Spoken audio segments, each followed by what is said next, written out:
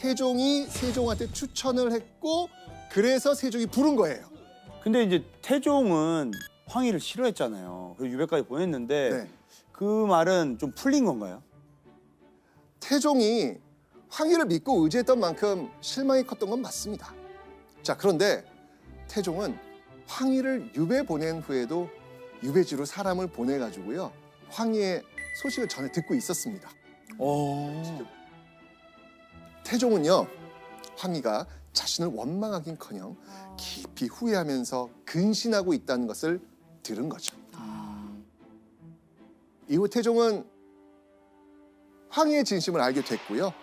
오해도 모두 풀게 된 겁니다. 진심이 통한 거네요. 그렇죠.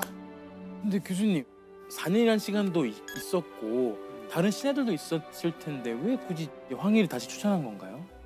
태종은 후계자를 위해 왕권의 위협이 될 야심이 커 보이는 신하들은 사전에 제거했습니다.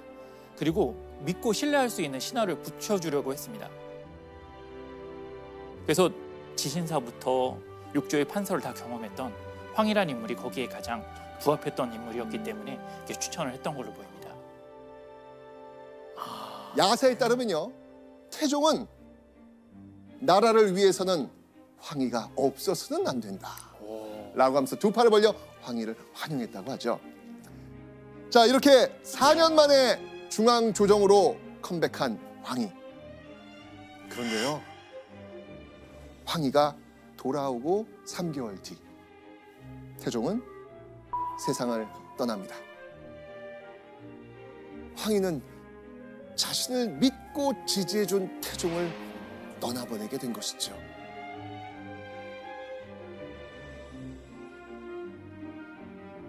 이때 그의 나이 어느덧 60세. 이제 황희는 세종을 보필하면서 다시 본격적으로 일을 시작합니다. 그런데 1년 후 황희가 61세가 되던 1423년 세종은요, 당시 예조 판사였던 황희에게 뜻밖의 명령을 내립니다. 뜻밖의 명령? 세종은 이렇게 말하죠. 황희를 강원도 관찰사로 삼겠다. 강원도 관찰사요? 왜요? 세종은 왜 황희를 강원도로 보낸 걸까요? 세종이 황희의 직급까지 낮추면서 강원도로 보낸 데는 특별한 이유가 있었습니다. 당시 조선은요, 세종 즉위 후 무려 3년 동안 아주 극심한 흉년이 이어지고 있는 상황이었습니다. 그 중에서도 특히 강원도가 심각했습니다. 강원도에서는요, 병에 걸리거나 굶어 죽는 백성들의 원성이 끊이지 않았거든요.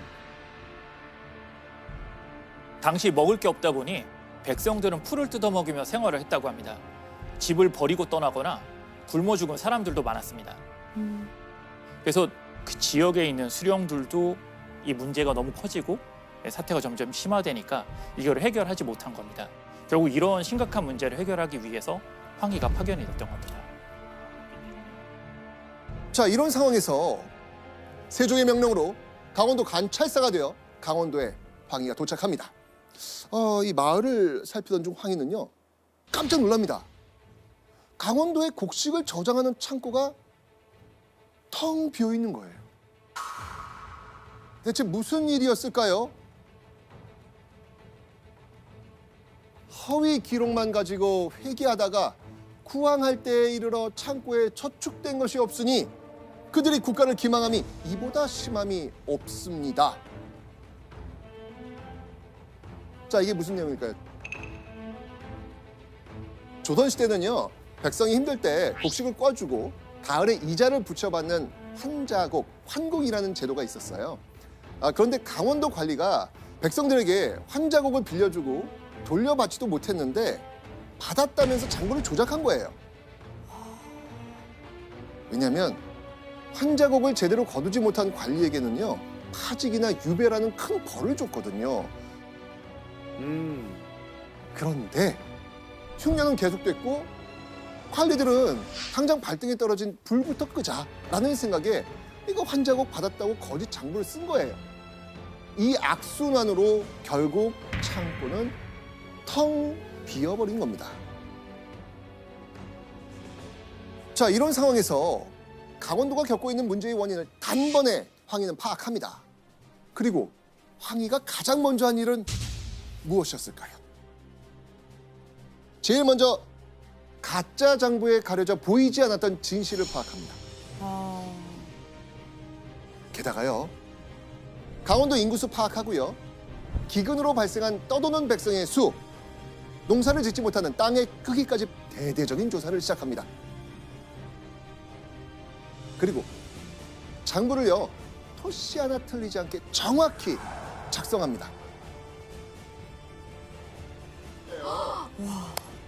자, 그렇게 황희의 보고서를 받고서야 세종, 아이고, 강원도 실태가 이렇구나 알게 된 것이죠.